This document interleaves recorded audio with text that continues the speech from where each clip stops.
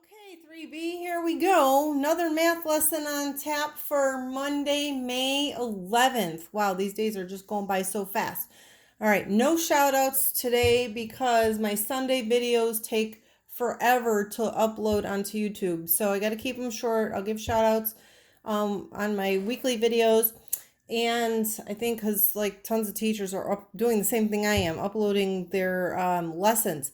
So this is a math lesson that starts on, it's an IN page. IN1, it says down here in the bottom. So Indiana page, but this is still, it comes right after page 658 in your math book. So this is kind of like page 659. And I think this lesson is going to be easy peasy. However, instead of the metric system that we've been doing with liters and milliliters and kilograms and grams, we're switching to the customary units of weight. And where did I say we use these customary units of weight? In the United States. Okay, other countries don't use these. So this lesson is all about how much something weighs. And you can see our vocabulary words here: ounces and pounds. Okay, and we've probably had this in Simple Solutions. I remember writing this on the board.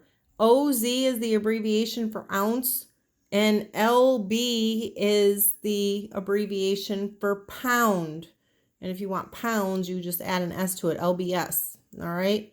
So, ounces do not weigh very much. In fact, I asked my son if he had a ball that weighed about an ounce. He's like, "What? I don't have a ball that weighs about an ounce. You'll have to go to Chuck E. Cheese." And I'm like, "What? I can't go to Chuck E. Cheese to get a ball." So this is what I found. I found this golf ball. It was on the bookshelf behind me. It's actually a Patriots. You know, my husband's from New England, so he's a big Patriots football fan, but it's a Patriots golf ball. So a golf ball weighs about an ounce. And then I found this Hershey Kiss thing, and I think it's like lip balm, and that weighs about an ounce. Okay, so small objects, small units of measurement. It's not very heavy. Okay, and so these are ounces. And over here, what did I bring? I brought my daughter's volleyball. This volleyball, it gets all dirty. It's about a pound, okay? So you can see the difference. These two items over here, ounces and pounds. Now this is, even though this ball is so much bigger than the golf ball, it is a lightweight ball, okay? So, but you get the idea that like even a soccer ball that you've used out on the playground weighs about a pound, all right?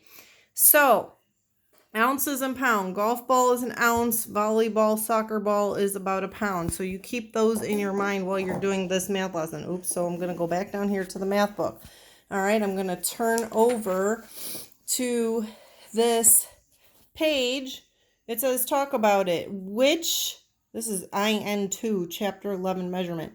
It says, which is the most appropriate unit to measure the weight of each object? So obviously a fork is lightweight.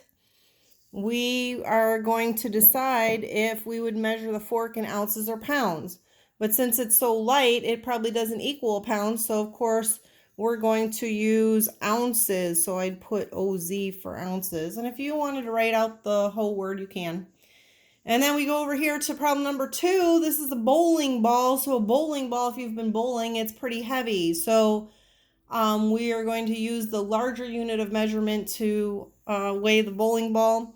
And of course, that's going to be pounds. So I'm going to put LBS here, right? And then for a starfish, I could have brought my starfish. I have one on my shelf next to my TV in my family room. Is very lightweight. Okay, so like the fork, this starfish is not going to be 2 pounds, but it's going to be 2 ounces. All right, so my ball is rolling away. Whoops, stay there, golf ball.